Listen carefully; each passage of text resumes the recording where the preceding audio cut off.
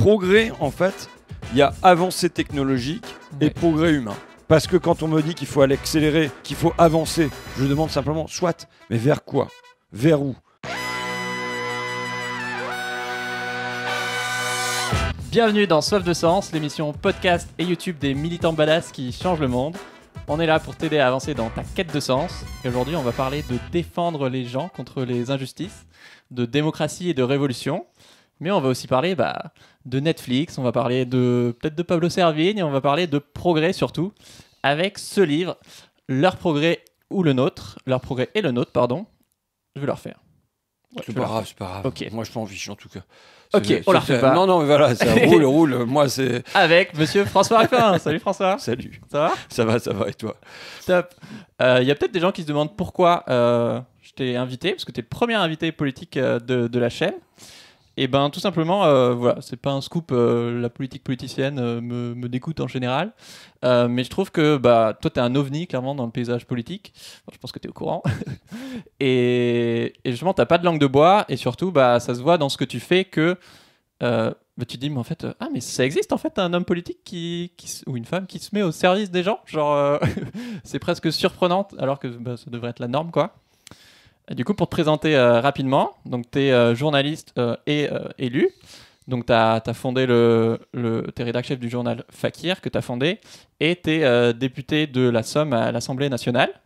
Tu es aussi youtubeur, donc on est un peu collègues. Et tu as eu 1001 vies dont on va parler. Et notamment, tu es aussi auteur. Et donc là, tu vas nous parler, mais plutôt en deuxième partie, de ce livre, Leur progrès et le nôtre, qui vient juste de sortir. Sur c'est quoi la société dont on veut, c'est quoi le monde qu'on veut construire, et est-ce qu'il y a effectivement différentes visions qui s'opposent. Voilà. Ok, ça te va? Ça va, oui, très bien, c'est toi le patron ici. Hein. Merci patron. D'ailleurs, comme d'hab, je vous fais gagner le livre dédicacé, si ça te va. J'ai oublié de te prévenir, mais je le prends un peu au dépourvu. Faut qu'on connaisse le nom quand même du gagnant, du coup. Tu connais d'avance peut-être? Ah non, c'est pas truqué. Non, ce sera anonymisé. Donc, n'hésitez pas à laisser un commentaire sous la vidéo YouTube ou sur Apple Podcast en disant un truc que vous avez retenu de cet épisode. Voilà, donc on attaque tout de suite. J'ai un bug. Là, on coupera. Ouais, là, je pense qu'on coupera. Avant de parler du livre et, ok, c'est quoi la société qu'on veut construire ensemble, et est-ce que potentiellement il y a des gens qui s'y opposent, on va parler de deux, trois histoires. Potentiellement. Oui, il n'y a pas un grand suspense, mais on va essayer de parler de 2-3 histoires assez folles qui sont arrivées dans ta vie. Et notamment, déjà, ça commence en 99, où toi, je crois que tu étais étudiant vers Amiens, où Yoplait, du coup, décide de délocaliser une usine et de mettre au chômage 89 salariés, il me semble. Est-ce que tu peux nous raconter le moment où tu t'es dit non, en fait, je peux pas rester les bras croisés? Et ce, en ayant ton micro collé parce qu'on a du nouveau matos, les gars. Merci beaucoup. Moi, je rentrais des États-Unis, où j'avais passé un an comme prof là-bas dans une université, quoi. Et j'avais toujours voulu lancer mon journal. Voilà, c'était mon aspiration, mais j'avais échoué parce que simplement j'ai très peu de sens pratique, je pense. Et donc là, ça suppose des tas de démarches, de logistique, de tout ça.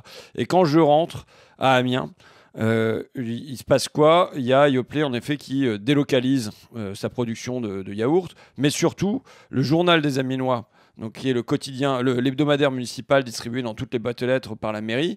Dedans, il n'y a pas une lettre, pas une ligne, pas un mot sur ces 89 personnes qui sont licenciées. Le mot Yoplait n'est pas prononcé. Alors que ça doit être une entreprise phare dans la ville. Ouais, en tout cas, c'est pas nul quand il y a 89 familles qui vont se retrouver dans la galère comme ça, et il y a un effacement de ça, et en une du journal, il y a marqué « Amiens, un carnaval fou et gratuit ». Je doute pas que le carnaval ait été fou et qu'il ait été gratuit, mais ça me paraît être du mensonge par omission. Et en fait, toutes mes années précédentes d'étudiant, j'étais en fac de lettres et en fac de linguistique, et j'avais fait des mémoires sur les médias. J'avais écrit des essais qui n'ont jamais été publiés sur le mensonge par omission, sur comment en fait, en général, les médias ne mentent pas. Quand PSG perd contre Lille 2-0, c'est sans doute vrai, mais qu'est-ce qu'on dit pas pendant le temps où on parle de ça et on parle pas d'autre chose? Qu'est-ce qui demeure masqué dans la société? Et donc, j'ai décidé de lancer mon journal de contre-information qui était fakir au niveau d'Amiens et qui avait pour but de démolir le journal des Amiénois. C'est un échec, mais il y a des échecs qui conduisent comme ça à réussir d'autres choses au passage, et aussi de se rendre sur place pour faire du reportage. Par exemple, l'un de mes premiers reportages, c'était d'aller au zoo d'Amiens, où on disait que, par exemple, Sandrine l'éléphante tend sa trompe aux enfants comme en signe de bienvenue. Et donc j'allais là-bas et le soigneur me racontait que non, Sandrine a été complètement folle à force d'être enfermée, que quand il s'agissait de la soigner, on était obligé de faire des piqûres hypodermiques à distance pour l'endormir, parce que sinon elle défonçait les barrières. Enfin, elle était complètement folle, quoi. Et donc moi, j'étais comme ça, révolté de la vérité, et je comprenais pas que le journal municipal mette Sandrine l'éléphante tend sa trompe aux enfants comme en signe de bienvenue, alors qu'elle était malade, parce que l'enfermement rend malade, et donc c'était l'univers carcéral des animaux, et donc j'étais porteur comme ça d'une certaine révolte. Effectivement, tu parles un peu plus fort que tout à l'heure. Et c'est que le début. Oui. Des années plus tard, en 2016, tu as réalisé le docu Merci Patron, qui maintenant est sur Netflix, où tu t'attaques tout simplement à l'homme le plus riche de France, Bernard Arnault. Et enfin, moi, en le voyant, je me suis dit, mais en fait, c'est dingue, c'est digne d'un film. Et toi, on a fait un film, effectivement. On dirait un film d'espionnage. Et en fait, c'est un peu le cas, quoi. C'est quoi l'histoire ? Déjà, il y a un truc qui est proche de ce que je raconte là avec le lancement de Fakir, c'est-à-dire que je considère qu'il y a l'extraordinaire dans la proximité. Il n'y a pas besoin de faire le tour de la planète pour trouver des histoires qui sont des histoires hors normes. Et là, l'histoire qui en fait que je suis depuis 2007, c'est un licenciement à nouveau, une usine qui ferme dans le nord de la France, qui est un sous-traitant de LVMH, le premier groupe de luxe, qui fabriquait les costumes Kenzo, et donc qui décide de partir en Pologne. Et je retrouve des salariés qui ont été licenciés, qui sont au bord de perdre leur maison, et je décide qu'on doit s'engager à leur filer un coup de main en intervenant en assemblée générale du groupe LVMH. Et en fait, ça n'a pas pris exactement la tournure que tu imaginais ? Non, c'était mieux. Bah oui. On essuie une très grosse défaite. C'est pour ça je considère qu'on se construit aussi par les défaites, parce que lors de la première AG, alors qu'on avait des noms de code et puis tout ça, mais enfin, ils savaient qu'on allait intervenir, et donc du coup, ils nous avaient mis dans une pièce à part où on pouvait rien faire, et on a été évacué très très rapidement. Donc voilà, mais de là, on n'a pas laissé tomber le drapeau, on est reparti au front, et puis on a eu de la chance aussi. Donc voilà, et ça donne une histoire qui est assez hors norme. Et donc pour ceux qui l'ont pas vu, est-ce que tu peux nous dire un peu plus l'histoire du coup de ce couple qui a même plus forcément assez de quoi manger, qui va du coup réclamer de l'argent, des indemnités. Donc, du coup, j'écris une lettre au nom de la famille que j'adresse à Bernard Arnault, et il répond. Enfin, c'est improbable. Et surtout, il envoie un ancien commissaire divisionnaire des renseignements généraux, proche de Bernard Squarcini, mais qui est vraiment un personnage qui serait pour moi sorti des films de Lino Ventura. C'est un personnage assez génial qui nous est proposé là. Et donc, ça devient en effet un film d'espionnage, sauf qu'à sa place, que ça se passe sur le pont entre Berlin-Est et Berlin-Ouest dans les années 70. Ça se passe dans la salle à manger des Clures, à Forêt en Cambrésis, quoi. Oui, où il vient pour négocier du coup qui voilà, se taise et qui fasse pas trop de bruit de cette affaire. En fait, pour moi, c'est en caméra cachée. C'est une farce.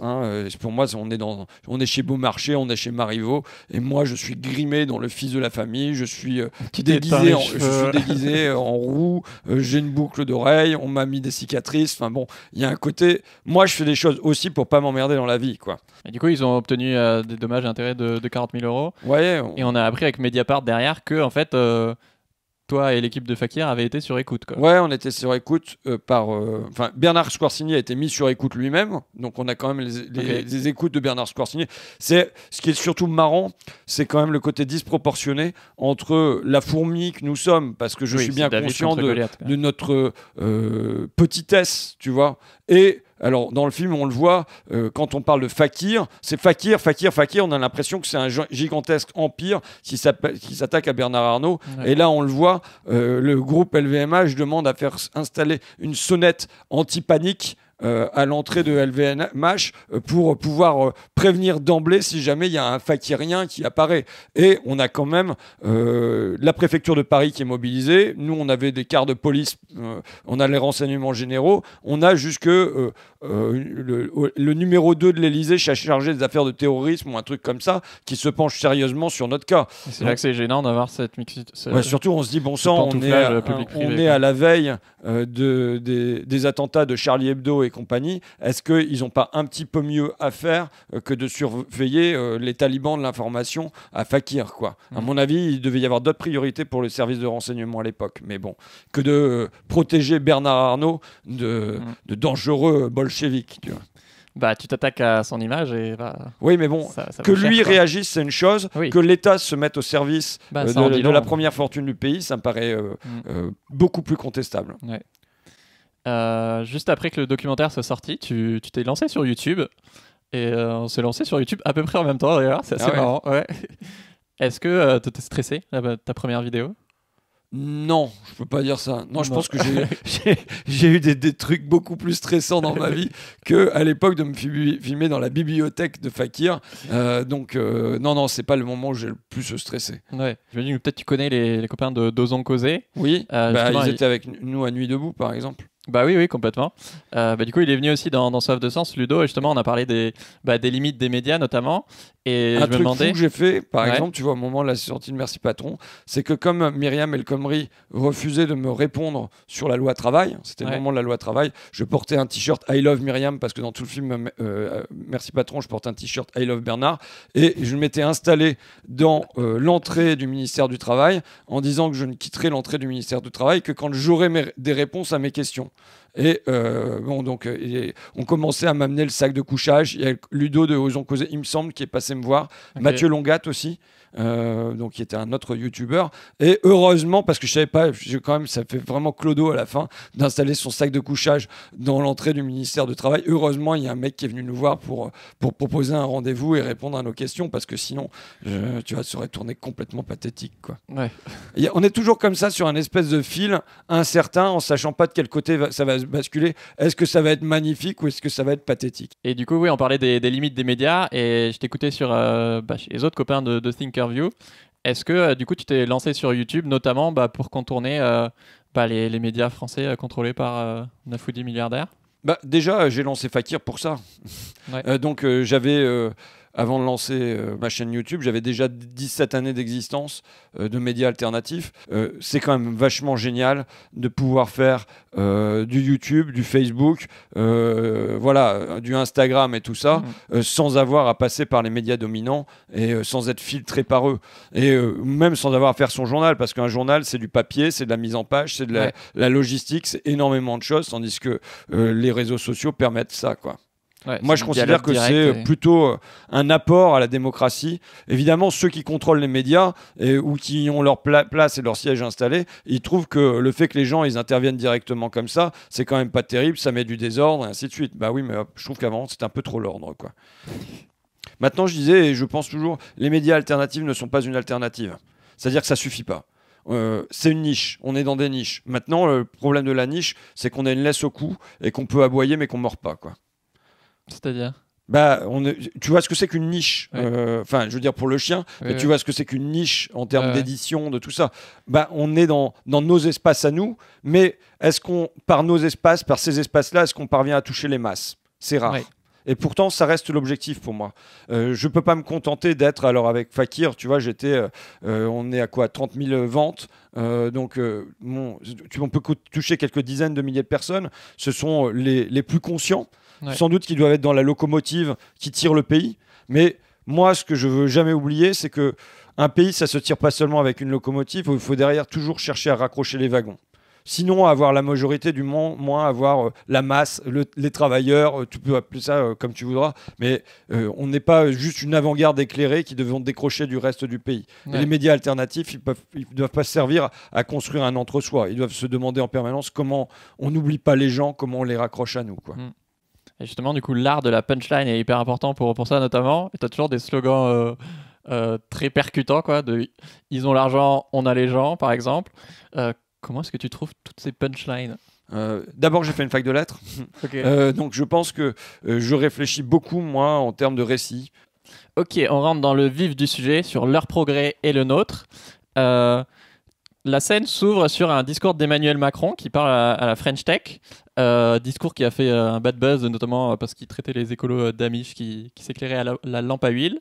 Mais toi, ce que tu retiens dans son discours de 45 minutes, c'est autre chose. C'est qu'il a dit 38 fois le mot écosystème. Pourquoi ? D'abord, le discours dure très exactement 49 minutes. Okay. Et il commence par dire qu'il va faire un discours qui n'est pas très long. Il faut voir qu'on est là au mois de septembre. Donc on vient de se taper, on vient de se taper le confinement. On est temporairement déconfiné, on va être confiné. Et qui choisit de recevoir à l'Élysée? Il ne choisit pas de recevoir les soignants. Il ne choisit pas de recevoir les caissières. Il ne choisit pas de recevoir les agents d'entretien. Il ne choisit pas de recevoir les auxiliaires de vie sociale. Il choisit de recevoir la Startup Nation. Et jamais il n'a fait un discours aux enseignants de 49 minutes à l'Élysée sur l'éducation. Il n'a jamais fait un discours aux paysans à l'Élysée sur la terre. Il n'a jamais fait un discours à l'Élysée sur le soin de 49 minutes. Mais là, le voilà inspiré pour s'adresser aux start-upers, quoi. Et ça me paraît déjà assez symptomatique dans ce moment-là, qui est le moment en pleine crise Covid, où on se dit que les start-upers n'ont pas forcément été en première ligne. Il leur annonce par ailleurs qu'il va leur donner 7 milliards d'euros. Voilà, bon, l'hôpital a attendu pour avoir des fonds supplémentaires et on a dégagé immédiatement, dès le premier plan d'urgence, 4 milliards d'euros pour les startups. Ça dit quelque chose de l'ordre des priorités. Et en effet, j'analyse le vocabulaire de ce discours, et quand même, il est assez frappant d'avoir, tu l'as dit, 38 fois, c'est ça 38 fois le mot écosystème. Écosystème, on regarde la définition, normalement ça s'adresse à la terre, à la nature, à l'environnement, à comment vivent les bêtes et les plantes ensemble, comment ils risquent d'être fragilisés, c'est dit dans le dictionnaire. Et là, l'écosystème qu'il s'agit de renforcer, c'est en fait le technosystème. Et déjà que Emmanuel Macron utilise le mot écosystème pour parler du technosystème, qu'à aucun moment il parle des animaux ou des plantes, que ça l'inspire très peu, mais qu'en revanche le capital, les startups, l'informatique, le numérique, ça l'inspire beaucoup, ça en dit long. Tu as noté, je pense, peut-être que ça t'a fait sourire, le seul animal qui est présent dans le texte, c'est la licorne. La licorne, la unicorn, qui dans la Silicon Valley est la start-up qui se met à dépasser les 1 milliard d'euros de capital. Et là, il a pour projet, finalement, il y a un animal qui cherche à protéger. Il est mythique, il est mythologique, il n'existe pas, mais il le préoccupe beaucoup. C'est la licorne. La licorne a 1 milliard d'euros. À aucun moment, il nous parle des lombrics. Les lombrics, pour moi, qui est un animal important sous terre, qui ont disparu, semble-t-il, à 90%. Enfin bon, ça c'est... Mais... en tout cas qui sont beaucoup moins présents pour régénérer le sol. Il ne nous parle pas des oiseaux qui ont disparu à 30% des airs. Il ne nous parle pas des vertébrés qui ont disparu à 70% pendant ma seule génération, qui est aussi la seule génération d'Emmanuel Macron. Tout ça semble le préoccuper assez peu. En revanche, il se préoccupe beaucoup des startups. Il me semble que voilà, c'est un point saillant. Et bon, alors après, dans son vocabulaire, il y a des tas d'autres trucs. Il y a des phrases. Je peux t'en lire une ou pas? Ouais, bien sûr. C'est une phrase de Macron, donc. Nous avons là un levier formidable d'accélération pour un monde plus inclusif, pour accélérer la transformation à laquelle on croit, mais aussi avoir un écosystème qui n'est pas seulement un écosystème qui crée de la valeur, mais qui est porteur de sens. Bon, puisque ta chaîne porte sur le sens, franchement, pour chercher un sens simplement à cette phrase, et ensuite un sens à ce que ça donnerait pour la société, il faut le trouver. En fait, tout ça n'a pas de sens. Et c'est ça, j'écris ce livre parce que moi aussi, je suis en quête de sens. Parce que quand on me dit qu'il faut aller accélérer, qui est la justification qui est donnée en permanence, qu'il faut aller de l'avant, qu'il faut avancer, je demande simplement, soit, mais vers quoi? Vers où? Vers quel horizon? Qu'est-ce que vous nous ouvrez? Qu'est-ce que vous nous offrez? Et en fait, il n'ouvre rien, il n'offre rien. C'est-à-dire que le moyen se transforme en fin. La technologie... La croissance va nous sauver, mais pourquoi Voilà. Je veux dire, la technologie, on le voit là, puisqu'on parle, tu viens de t'acheter des nouveaux outils, et ainsi de suite. Ouais. C'est un outil, mais au service de quoi? Toi, tu choisis de le mettre au service d'une forme de démocratie, au service d'un nouveau média, au service d'un partage de la connaissance. Là, ce qui nous est présenté, c'est que la technologie est devenue une fin en soi. On va faire la 5G, d'accord? Mais pourquoi faire? Eh bien, y compris le gendarme de télécom, l'ARCEP, nous dit on ne sait pas à quoi ça va servir, mais on verra bien à quoi ça peut servir. Ben non, si on fait des choses, c'est en se disant que ça va. Voilà l'horizon que ça ouvre. Est-ce que c'est un horizon qui va être meilleur pour l'environnement? Est-ce que c'est un horizon qui va permettre davantage d'égalité? Qu'est-ce que ça va produire dans la société? Et ça, c'est complètement évacué. Alors, qui sont les deux camps et... Voilà, bon, non, c'est eux, enfin, voilà, c'est les dirigeants économiques et politiques. Maintenant. Progrès, en fait, il y a eu une confusion, il y a eu deux choses qui se sont confondues à l'intérieur du mot progrès. il y a avancée technologique et Ouais. progrès humain. Et en fait, pendant longtemps, dans l'esprit commun, ça a marché main dans la main. Moi, je dis grosso modo jusqu'aux années 70. Dans l'après-guerre, et aujourd'hui on peut porter un regard critique là-dessus, mais quand l'agriculture se mécanise et se chimise, elle parvient à nourrir la population. Ouais. Quand on met du béton, eh ben, c'est pour faire Orly, et c'est pas contesté à l'époque, ça permet de prendre l'avion, d'aller d'un continent à l'autre. Quand le marché va devenir supermarché, hypermarché, une ville de marchandises, eh ben, c'est vécu positivement parce que c'est l'accès de tous à la consommation de masse, tu vois. Et donc, ce qu'on peut regarder de manière critique, rétroactivement, mais à cette époque-là, c'est plutôt accepté par la société, voire encouragé. Bon, et je pense qu'il y a une cassure qui débute dans les années 70. Donc il va d'abord y avoir les contestataires de mai 68, mais c'est encore qu'une fraction. Mais ensuite, ça va se démocratiser, se répandre, cette critique du progrès. Pourquoi ? D'abord parce qu'il y a un certain nombre de catastrophes qui apparaissent. Le Torrey Canyon et l'Erika. Hiroshima, on a eu, et Fukushima. Mais le glyphosate et surtout le réchauffement du climat, qui fait que on se demande si les avancées technologiques ne se retournent pas quelque part contre le progrès humain dans un certain nombre de champs. Et la hausse des inégalités aussi, quoi. Et la hausse des inégalités. J'y viens, c'est-à-dire que ensuite, à partir des années 70, la croissance, le PIB, mais le progrès ou les avancées technologiques ne correspondent plus à une élévation des indices de bien-être. Ça stoppe. Le PIB a doublé, grosso modo, depuis les années 70. En revanche, les indices de bien-être, eux, ils ont stagné.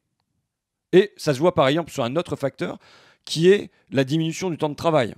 Ça diminue fortement jusqu'aux années 70. Ouais. Et depuis, on n'a pas gratté grand-chose. Donc ça veut dire que les avancées technologiques ne mènent plus automatiquement, mécaniquement, à du progrès humain. Il y a une cassure qui s'est produite entre les deux. Et du coup, on doit nous penser aujourd'hui du progrès humain qui n'est plus lié à des avancées technologiques. Peut-être qu'il y aura des avancées technologiques positives, peut-être qu'il y aura des avancées... Mais au service, voilà, de au plus service de liens de quoi sociaux, de meilleurs soins de santé. Et donc ça veut dire, ça demande à la gauche aussi de se réinventer. J'écris le livre, tu vois, on écrit des livres aussi pour se faire plaisir, je te le disais tout à l'heure, pour pas s'emmerder dans la vie. Et quand même, l'une des motivations de ce livre, c'est aussi bizarrement la lecture de Prométhée enchaîné d'Échille. Donc tu vois, un texte qui date de 3000 ans avant Jésus-Christ, mais je crois, je suis pas balèze dans les dates, qui a volé le feu voilà, à donc Zeus. Prométhée qui vole le feu à Zeus, qui l'apporte aux hommes. Prométhée est l'incarnation de la technique, du dépassement de l'homme. On va sur Mars au nom de Prométhée. Enfin, on envoie des sondes sur Mars au nom de Prométhée. Et quand tu lis le Prométhée enchaîné de Échille, c'est pas ça qui apparaît. C'est au contraire un titan qui se met au service de plus faibles, qui par pitié, par amour des hommes, se met à leur niveau. Et soucieux, c'est le mot, des fourmis humaines. Tu vois ? Et donc, ça dessine un autre Prométhée, et possiblement pour nous un autre progrès, qui à la place de chercher à être toujours plus fort, plus haut, plus vite, de se dire, mais non, Prométhée, ce qu'il est venu faire, c'est se pencher vers les faibles, se pencher vers les plus fragiles. Donc effectivement, ouais, il y a ces deux visions du progrès qui s'opposent, avec une vision très technologique, où effectivement toujours aller plus vite, plus loin, plus fort, tout connecté partout, voilà, un futur un peu à la Matrix, tu dis, avec de la 5G, où il n'y a même pas de débat dessus, alors que c'est quand même un truc énorme. Et de l'autre côté, quand tu demandes aux gens de quel futur ils rêvent, effectivement, on rêve tous plus de nature, d'avoir plus de temps avec nos proches, de pouvoir être soigné correctement, d'améliorer l'éducation. Il y a deux phrases qui, pour moi, se répondent dans le livre. Il y en a une qui est prononcée par Cédric O, donc le secrétaire d'État au numérique, qui dit que la crise offre une fenêtre d'opportunité pour une transformation plus volontaire encore. Et il entend passer du commerce au click and connect, passer de l'université au distanciel, passer de l'école en numérique, passer du travail au télétravail. C'était son projet avant, et finalement, la crise du Covid lui offre une opportunité pour le faire, et dit que c'est une transformation plus volontaire. Moi, je m'arrête sur ce mot volontaire. Qui la veut ? Qui est volontaire pour ça ? Qui le souhaite vraiment ? à coup sûr Cédric O et la Startup Nation derrière lui. Mais à part ça, pas grand monde, à mon avis, dans le pays. Et ça s'oppose pour moi à une phrase qui est un peu une espèce de brève de comptoir prononcée par Thierry, qui est un restaurateur amiénois, qui dit: on passe des commandes en ligne, on prend des apéros en ligne, bientôt on fera l'amour en ligne. Avec le Covid, notre société a gagné 20 ans. Mais je veux prendre cette brève de comptoir au sérieux. Excuse-moi. Parce que quand il dit notre société a gagné 20 ans, en fait, il entend notre société, elle est en train, à force d'avancer dans cette direction-là, elle recule sur le plan humain. Et ça dit quelque chose d'un sens commun qui s'est inversé, qui auparavant voyait les avancées technologiques comme automatiquement plus ou moins quelque chose qui pouvait être positif, et qui maintenant se dit mais attends, en avançant dans cette direction-là, est-ce qu'on n'est pas en train en fait de régresser? Et le choix qu'on a entre leur progrès et le nôtre, c'est entre Thierry et Cédric O, quoi. Si tout ce qu'on a pour nous faire rêver, c'est la 5G et des mondes connectés, quoi. Enfin, merci, mais non merci, quoi. On a vraiment l'impression, ouais, comme tu dis, d'être des hamsters dans une roue qui court de plus en plus vite. Et du coup, pour toi, ce serait quoi ta vision du progrès? Est-ce que tu dis consommer moins, répartir plus? C'est ça? Consommer moins, répartir mieux, oui, c'était ce que disait Hervé Kempf déjà dans un livre qui date maintenant d'il y a une quinzaine d'années, quoi, qui a, moi, été une clé dans mon regard, c'est-à-dire la possibilité de faire le lien entre le rouge et le vert, entre le social et l'écologie, qui est comment les riches détruisent la planète. Donc c'est vraiment un livre, si vous ne l'avez pas lu, que je vous recommande. Il faut absolument sortir de ce progrès-là, qu'il y ait des iPhones et tout ça, mais qu'on ne nous en fasse pas une publicité comme si c'était le Messie qui arrive. Voilà, la nouvelle Audi. Tu vois, même les iPhones, au fond, a même peu besoin de faire de la publicité, tellement les médias parlent de l'iPhone. Tu vois, et quand ils en parlent, c'est il va arriver. Mais c'est du Messie qu'on parle comme ça normalement. C'était le Christ qui allait arriver et dont on disait il arrive, tu vois. Bon, mais donc qu'est-ce que c'est les autres chemins? Ils sont en fait évidents, tu sais. Et même pendant les 30 Glorieuses, où il y avait tout ce progrès hyper visible, bétonné, tu vois, technologique, en fait, il y a eu un autre progrès qui a été là. Par exemple, tu prends, pour moi, la mesure phare qui est les retraites. Ouais. Je veux dire, pendant des millénaires, vieillir dans les milieux populaires, c'était la misère. C'était vivre au crochet de ses enfants ou terminer à l'hôpital. T'avais un taux de pauvreté qui était énorme. Et il va être divisé par 4 dans l'après-guerre. Pourquoi? Grâce à la mise en œuvre des retraites. C'est-à-dire qu'une mesure sociale, une mesure politique, vient là chasser une fatalité historique et apporter un progrès qui est un progrès réel. C'est permettre aux gens âgés de se soigner, d'avoir encore des loisirs, de se loger, de se nourrir, des choses toutes bêtes, mais qui, pendant des millénaires, n'ont pas été possibles. Donc c'est prodigieux ce qui a été réalisé comme ça. Eh bien, il faut reprendre le fil de ce progrès-là. Aujourd'hui, c'est la jeunesse. On devrait avoir un minimum jeunesse, tout comme on a un minimum vieillesse, c'est l'évidence. Quand on sait que le taux de pauvreté chez les jeunes est 4 fois supérieur maintenant à celui des plus de 65 ans, ce qu'on a fait pour les personnes âgées après la Deuxième Guerre mondiale, on doit aujourd'hui le faire pour la jeunesse. Mais mon gosse qui est donc dans un collège, comment on dit, sensible, enfin je sais plus comment, c'est quoi, en REP, qui est en REP, donc je vois l'assistante sociale du collège, il y avait un voyage qui était prévu en Écosse, qui a finalement été annulé à cause du Covid. Mais elle me dit, c'est quand même un problème parce que les enfants, ils doivent mettre chacun 300 € de leur poche, ce qui pour moi est vraiment pas un souci. Mais ça veut dire qu'il y a plein de gamins qui vont pas aller au voyage parce qu'ils vont pas avoir les 300 €. Comment tu peux accepter qu'il y ait cette discrimination-là? Tu vois, mais sur plein de choses. Quand je vois des gosses, moi à Ville, qui peuvent pas faire de sport, tu vois, qui veulent faire du foot. Alors j'ai un rapport au foot moi aussi. Mais oui, tu as fait des vidéos qui ont fait beaucoup de vues sur le foot.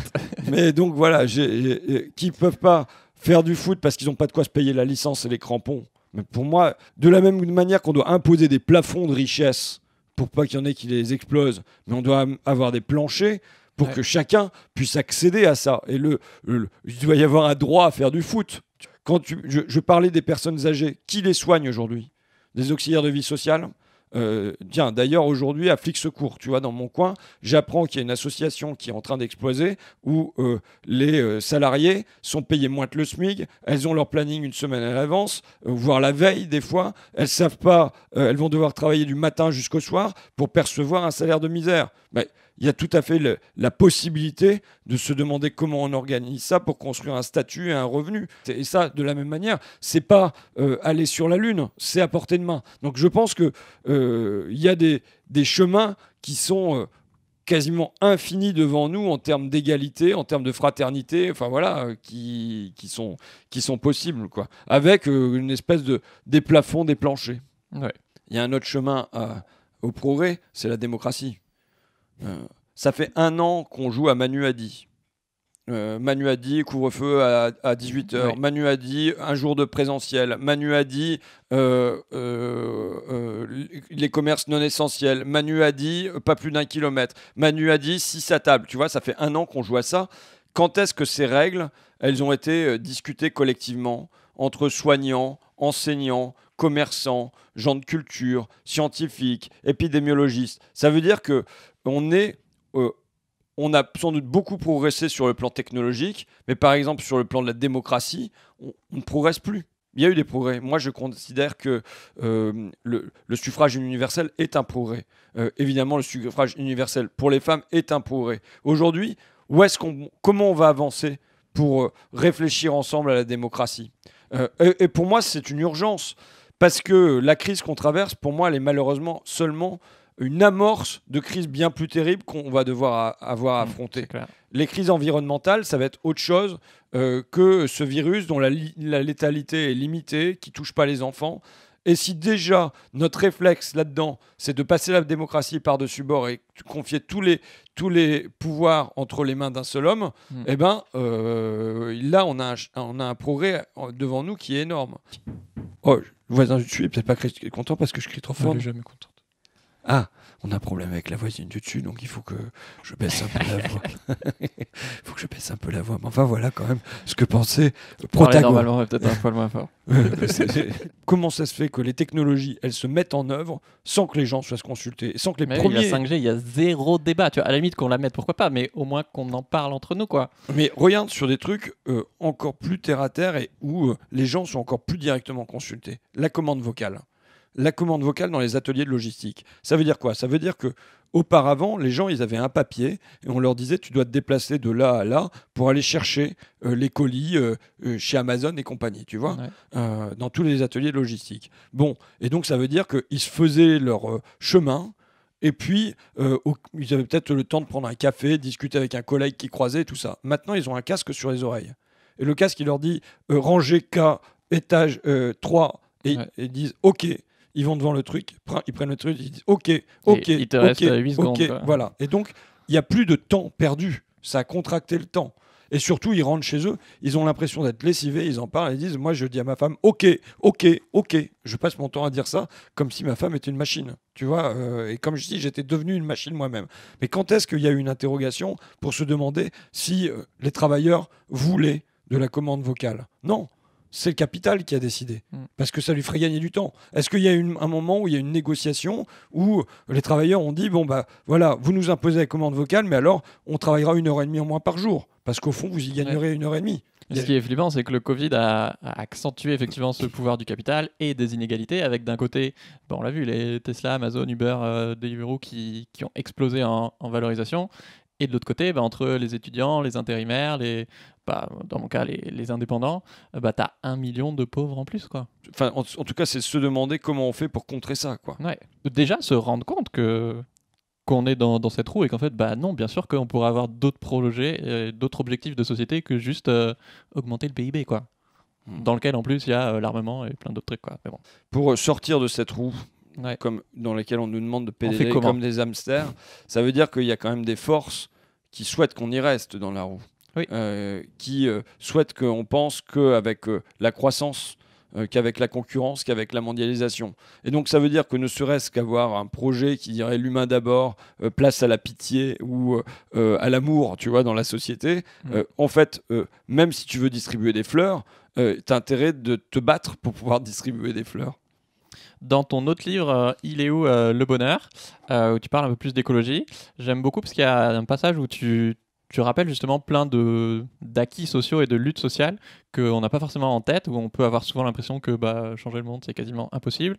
Alors qu'en fait, il n'y a pas si longtemps que ça, il y a eu plein d'avancées sociales, que ce soit effectivement les congés payés, l'interdiction plus avant du travail le dimanche ou du travail des enfants, ou enfin voilà, le congé mat, etc.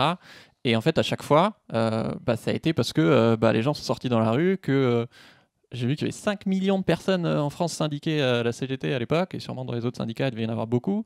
Et qu'en fait, parce que les gens ont mis la pression de fou sur les gouvernements, quoi. Ils l'ont pas fait parce que ils avaient envie de faire progresser forcément la société. Ils l'ont fait parce qu'ils n'avaient pas le choix, parce que les citoyens sont sortis, quoi. Il est eu le bonheur. Enfin, c'est un peu pour m'adresser aux militants écolos qui ont été colibris ou qui le sont encore, et tu m'as dit que c'était plus ou moins de là où tu venais. Et je veux dire, ce sont des engagements que je respecte, mais dont je vois les limites. C'est-à-dire, quand on me dit par exemple que ce qu'il faut faire, c'est du boycott, ou il faut que ce soit le consommateur qui achète les bons produits dans les rayons du supermarché, tout ça. Ouais. Je demande simplement quand est-ce que, dans l'histoire du mouvement social, le travail des enfants a été interdit, aboli, parce que finalement, il y a les gentils consommateurs qui ont dit bon, on n'ira plus acheter des produits qui ont été fabriqués par des enfants. Ça s'est jamais produit comme ça. Quand est-ce qu'il y a eu la loi des 8 heures, parce que les gentils consommateurs se sont dit on n'ira plus acheter des produits qui sont fabriqués dans des usines où il y a 10 ou 12 heures. Donc ça n'a jamais fonctionné comme ça sur le terrain social, et je doute que ça fonctionne un jour comme ça sur le terrain écologique. Ce que je veux dire, c'est que moi, je crois à la règle, je crois à la loi, je crois en effet à ce choix qui est fait collectivement et qui s'impose à tous. Et alors là où on peut être optimiste en un sens, par exemple, tu disais, il y a eu ces formidables conquêtes. Si tu prends par exemple les congés payés, en 1936, d'abord c'est à peine dans le programme du Front populaire, les congés payés, et les députés n'imaginent pas du tout voter les congés payés. C'était un truc qui semblait utopique. Voilà. Et tu as donc des millions de personnes qui bloquent les usines, et tu as tous les députés, sauf un, qui votent les congés payés. C'est-à-dire, y compris la droite, ça lui devient une évidence, soudainement, que oui, c'est normal que tous ces droits aux congés payés. Et je pense qu'on a un certain nombre d'évidences sous-jacentes, sous nos pieds. Quand je dis leur pourrait et le nôtre, c'est quoi le nôtre ? Quand tu fais des sondages et que tu demandes aux Français quelle maison ils veulent, à 73%, je crois, ils veulent un cocon pour leur famille. Ensuite, ils veulent une maison écologique. Et tout en bas, ils veulent du high-tech, ils veulent être connectés, ils veulent de la smart home. Ça vient tout en bas. Et pourquoi ? Parce qu'ils disent « je veux pas d'espionnage, c'est trop cher », et surtout, ils trouvent ça inutile. Donc, et pourtant, il va y avoir, on va dire, une technostructure ou un technosystème qui va forcer, qui va peser pour que ce qui advienne, c'est la smart home, tu vois. Ouais, je trouve ça fou de se dire qu'en fait, il y a très peu de Français, j'ai l'impression, qui ont conscience de ça, que si demain, en fait, on se révolte et on sort massivement dans la rue et on met vraiment la pression à nos dirigeants, en fait, on peut obtenir tout ce qu'on veut, quoi. Presque. Oui. Par rapport à d'habitude, quoi. Non, mais oui, mon combat, c'est de donner confiance et conscience dans la force des gens. Du coup, ça veut dire qu'il faut avoir des petites victoires. Moi, je crois à la force des petites victoires. Non pas seulement parce que c'est un petit pas dans la bonne direction, mais surtout quand les gens ils découvrent qu'ils arrivent à avoir une victoire, ça leur donne du courage pour voir beaucoup plus gros. Moi, il y a des victoires sur la dernière année que bien que ce soit Macron au pouvoir, je veux qu'on s'applique à ne pas oublier. Le 13e mois pour les femmes de ménage de l'Assemblée nationale, on l'a obtenu. C'est qu'à l'échelle de l'Assemblée nationale, mais prenons les auxiliaires de vie sociale.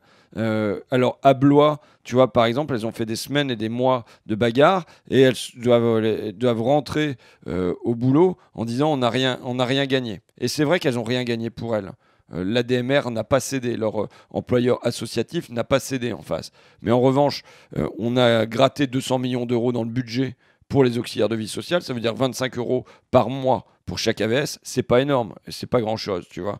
Mais, c'est une petite victoire. Ouais, mais ça fait un demi-plein de frigo, bon, ça se prend. Mais surtout, là, le gouvernement a annoncé qu'il y aurait 13 à 15% d'augmentation pour les auxiliaires de vie à la rentrée prochaine. Et c'est pas le gouvernement qui est gentil, C'est parce que les auxiliaires de vie de Blois, mais aussi Se sont d'Abbeville, battus. mais aussi d'Amiens, elles se sont un peu bougées, que leur cause est populaire, parce qu'on sait les services qu'elles rendent aux personnes âgées. Mais les petites victoires, il faut s'appliquer à les porter et à les montrer, parce que sinon les gens ils vont se dire mais à quoi ça sert qu'on bouge si à chaque fois qu'on bouge on gagne rien. Niveau écologie, il y a quelqu'un qu'on apprécie beaucoup tous les deux, Pablo Servi. Justement, tu l'as reçu sur ta chaîne YouTube notamment, où c'était plus sous l'angle de l'entraide. Il est aussi venu sur Soif de Sens, où c'était plus sous l'angle éco-anxiété. D'ailleurs, je vais vous mettre le lien dans la description si ça vous intéresse. Quand est-ce que tu as, je me doute que tu avais déjà conscience de l'urgence écologique, mais quand est-ce que tu as pris conscience de tous ces trucs ouais, de urgence vraiment à un niveau supérieur? Je sais que notamment tu avais rencontré des maires qui te racontaient bah, voilà, qu'ils étaient obligés de ravitailler leur ville en eau pendant 1 mois pendant la canicule maintenant, ce qui est énorme. Je pense que j'ai conscience depuis très longtemps qu'on va droit dans le mur. Et avec un certain pessimisme sur notre capacité à appuyer sur le frein, à leur piquer le volant et à changer de direction. Je suis critique depuis le début d'une croissance qui est destructrice de la planète. Pourtant, je dois dire que je suis dans une certaine fuite de la réalité. Et tu sais, d'ailleurs, tiens, j'arrive plus à me souvenir, ce psychanalyste que j'adore, François Tosquelles. Ça te dit rien? Non. Bon, il dit, voilà, on n'ose pas regarder la mort en face, c'est comme un soleil noir. Et je pense que quelque part, la crise écologique, on peine à le regarder en face parce que c'est notre soleil noir. Moi, ce qui m'a marqué aussi dans tes bouquins, c'est le fait que je me suis souvenu de mes cours j'ai fait un bac ES de première où on nous parlait de lutte des classes comme si c'était un truc du passé. Et en fait, moi, en tant que bon privilégié, c'est que avec les gilets jaunes, en fait, que j'étais là, mais en fait, on n'est pas du tout en démocratie. Et en fait, la lutte des classes, c'est pas un truc. Enfin, c'est encore complètement d'actualité. Et j'ai l'impression qu'il y a plein de Français qui ont pas forcément une vision de lutte des classes de la société, quoi. Bon, alors, je m'appuie toujours sur cette citation de Warren Buffett, qui à l'époque était la première fortune mondiale, Oui. et qui déclarait: la guerre des classes existe, c'est un fait, mais c'est la mienne, la classe des riches, qui mène cette guerre, et nous sommes en train de la remporter. Et je pense que Warren Mais il la Buffett mène de avait tout manière dit. Mais Caché, entre voilà. guillemets, quoi. Au fond, tant que la lutte des classes n'est pas déclarée, ça leur convient. Et donc il faut le faire de manière ténue. C'est des amendements, c'est des petits projets de loi qui en plus sont présentés de manière consensuelle, de la manière la plus ronde possible. Mais je veux dire, comment penser que la guerre des classes n'existe pas quand un gouvernement parvient à te supprimer l'impôt de solidarité sur la fortune et en même temps à aller gratter 5 € sur les APL des plus pauvres? C'est tellement... là, ça a l'avantage de devenir d'user de symbole, tu vois. Mais tout a été fait comme ça. La suppression de l'exit tax pendant qu'on voulait augmenter la CSG pour les personnes âgées. Enfin, tu vois...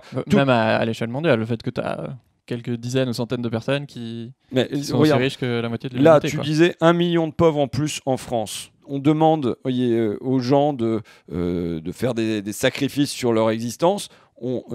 Les dividendes ont pu être versés tout à fait normalement aux actionnaires. Donc voilà, on est dans ce temps-là, mais la lutte des classes, quand elle se montre à visage découvert, c'est rare. En général, elle est toujours masquée, elle est atténuée, elle est euphémisée, elle est présentée par des gens qui présentent bien. Voilà, donc c'est comme ça qu'elle se déroule. Et donc nous, on a un travail à faire qui est un travail de démasquer. C'est-à-dire de montrer en quoi, quand on nous présente un projet qui est technique, en fait, il sert une classe. Même ce numérique qui paraît être juste de la technologique, c'est un projet de classe. D'ailleurs, ceux qui sont les grands maîtres de ça, de la Silicon Valley, quand ils parlent de Bill Gates et compagnie, quand ils parlent de la technologie, on a l'impression que ce sont des vendeurs de drogue. C'est-à-dire, ben oui, un vendeur de drogue, ça va vendre de l'héroïne à l'extérieur, mais ça ne veut pas que ça rentre dans sa famille. Ouais. Et quand ils en parlent, c'est toujours je veux pas d'écran, il n'y aura pas d'écran dans la chambre de ma fille, ils n'auront pas le droit à un téléphone portable avant 14 ans, et eux, ils posent des règles, parce qu'ils savent le danger de ça. Et donc, ce que je voulais dire, c'est que ce que tu dis, c'est effectivement que c'est pour ça qu'on a besoin de la convergence des luttes, et tu parles notamment de pas mal de révolutions, et notamment 1789. En fait, ça s'est pas fait juste soit avec la bourgeoisie ou juste avec la classe populaire, et qu'en fait, c'est l'alliance des deux. Et donc, si je caricature aujourd'hui les écolos et les gilets jaunes, et qu'en fait, malheureusement, aujourd'hui, il y a encore un mépris de classe un peu dans les deux sens, mais que si on arrive à allier nos forces, en fait, on est une masse assez forte pour obtenir pas une société plus juste, quoi. Moi, je crois qu'il y a la nécessité, en effet, d'une jonction de classes. Il faut bien voir qu'il y a un double divorce qu'on a à résoudre. Il y a le divorce entre la classe cultivée, éduquée, qui est éduquée du supérieur et ainsi de suite, et les classes populaires. Et il y a un divorce au sein des classes populaires, entre les classes populaires des campagnes, blanches, on va dire, et les classes populaires des villes plus colorées, tu vois. Et donc, on a ce double divorce. Et tant qu'on n'arrivera pas à réunir ça, l'oligarchie est tranquille. Après, puisqu'on est dans la séquence libre des classes, on peut y aller aussi avec Lénine, peut-être. Une situation pré-révolutionnaire éclate lorsque ceux d'en haut ne peuvent plus, ceux d'en bas ne veulent plus, et ceux du milieu basculent avec ceux d'en bas. Donc voilà, tu sais, même la lutte écologique est une lutte des classes. Aujourd'hui... c'est les pauvres, les premières victimes de... Tu vois, d'après Piketty et compagnie, les 10% les plus riches dans notre pays émettent 8 fois plus de gaz à effet de serre que les 10% les plus pauvres. Moi, je suis partisan, par exemple, de quotas. Tu fixes un plafond, tu as un plafond maximum d'émissions et tu as un plancher. D'émissions carbone, tu veux dire ? Oui, par exemple, d'émissions carbone, et tu as un plancher minimum sur un certain nombre de trucs comme ça. Pour les voyages aériens, pour un certain nombre de choses comme ça, on pourrait penser en termes de plafond et de plancher plutôt que de penser en termes de taxes qui, au fond, pèsent assez peu dans le porte-monnaie des plus riches, quoi. Pour cette dernière partie de l'émission s'appelle Soif de sens. Toi, qu'est-ce qui donne du sens à ta vie ? Je crois que quand j'écris des livres, je reconstruis du sens. D'abord, écrire, c'est quand même un truc assez particulier où tu peux reconstruire un monde. Tu peux rassembler des éléments et leur donner un sens parce que tu les remets ensemble. Et bon, ça fait partie d'autres choses, mais quelque part, tu luttes contre le burn-out. Je pense que le burn-out est la maladie de l'époque. Burn-out, ça veut dire la consomption, se brûler. Se brûler soi-même ou brûler la planète aussi. Les deux vont ensemble. Et on est, et moi aussi, je veux dire, quand je parle d'accélération, je n'y échappe pas, dans une certaine forme de consomption de soi, de partir en zigzag un peu, tu vois, de tout faire, quoi. Et le moment où tu te poses et tu écris un livre, c'est le moment où tu te redonnes quelque part un fil conducteur, tu rassembles tes expériences et tout ça. Donc ça, c'est sur le sens. Après, l'autre moment, c'est comme je suis avec les gens. Quand j'ai le sentiment de porter leur combat, de les éclairer aussi, de les aider à sortir de la torpeur, c'est des moments où j'ai du sens. Et puis, je pense que tout bêtement, comme plein de parents, j'ai du sens. Je trouve du sens aussi à mon existence quand je suis avec mes enfants et que je leur fais faire les devoirs le samedi matin, même si ça râle. Ah ouais, non, j'ai pas envie, ça. Je fais les devoirs le samedi matin. J'ai plus envie d'avoir des enfants maintenant. D'ailleurs, tu as proposé un projet de loi pour que le burn-out soit reconnu comme... maladie professionnelle, ouais, tout à fait. Okay. Ça en est où, ça ? Ils ont proposé de faire un rapport derrière qui a de rien donné, comme d'habitude, quoi. Okay.